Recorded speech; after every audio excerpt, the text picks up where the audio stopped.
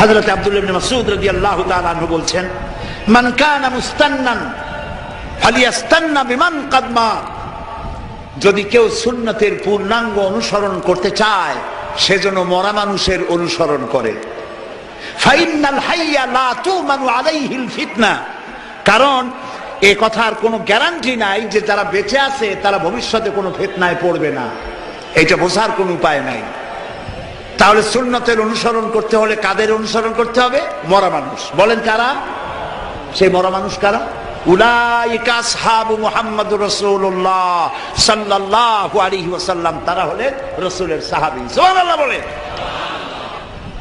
কানু আফজালু হাদিহিল উম্মাহ, রাসূলুল্লাহ বলছেন সাহাবীরা হচ্ছেন এই উম্মতের শ্রেষ্ঠ সন্তান। রাসূলের উম্মতের মধ্যে শ্রেষ্ঠ কারা? সাহাবীরা। বলেন কারা? আবার রাহা কুলুবান,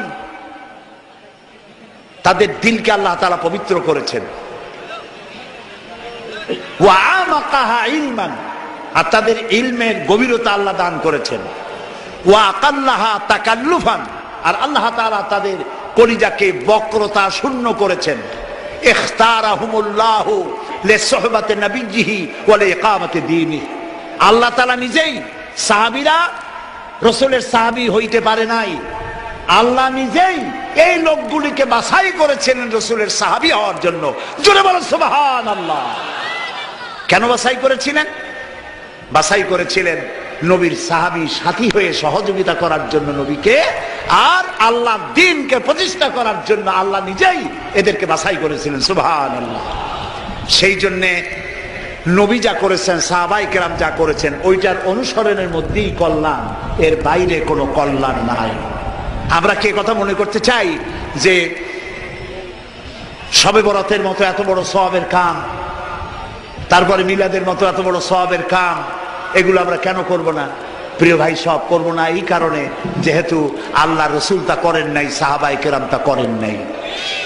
আমরা ওই কাজ করতেই পারি না যেই কাজের মধ্যে আল্লাহ এবং আল্লাহ রসুল এবং সাহাবায়ে কেরাম যেটা স্পষ্টভাবে সহিহ হাদিস কর্তৃক প্রমাণিত নয়, আমরা তা করতে পারি না।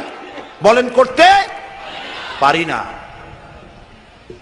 নামাজ, নামাজ, এই নামাজ আমাদের অনেকেরই নামাজ হয় না।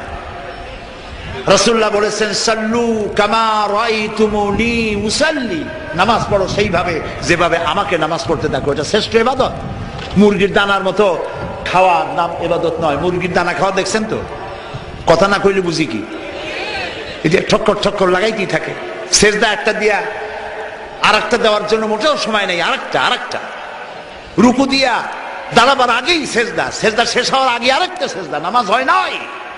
তাদিলে আরকান করা, তাদিল মানে বরাবর করা। যতটা সময় রুকুতে ততটা সময় কিয়ামে, যতটা এক সেজদায় ততটা দুই সেজদার মাঝখানে।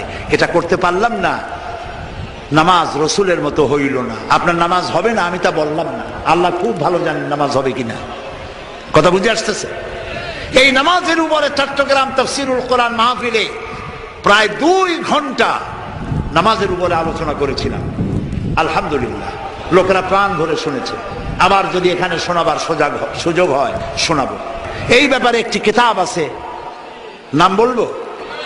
বর্তমান বিশ্বের শ্রেষ্ঠ হাদিস বিশারদ আল্লামা নাসিরউদ্দিন আলবানী রাহমাতুল্লাহ আলাইহি, তার লেখা সালাতুর রসুল, রসুল্লাহর নামাজ একটি বই আছে।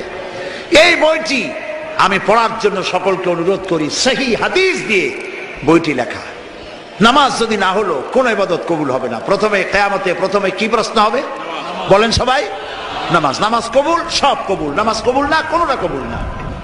প্রিয় ভাই সব, আল্লাহর নবী বলেছেন, লা দীনা লিমান লা সালাতা লাহু, যার কাছে নামাজ নাই তার কাছে দ্বীন নাই। আল্লাহ রাসূল বলেছেন, মান তারাকা সালাতান ফাকাদ কাফারা, মান তারাকা সালাতান মুতাআম্মিদান ফাকাদ কাফারা। ইচ্ছে করে নামাজ ছেড়ে দিল, কাফের হয়ে গেল। প্রিয় ভাই সব, নবীজি তার ইন্তেকালের মাত্র 5 দিন আগে চরম ভাবে অসুস্থ হয়ে পড়লেন, জ্বরে আক্রান্ত হলেন, মাথায়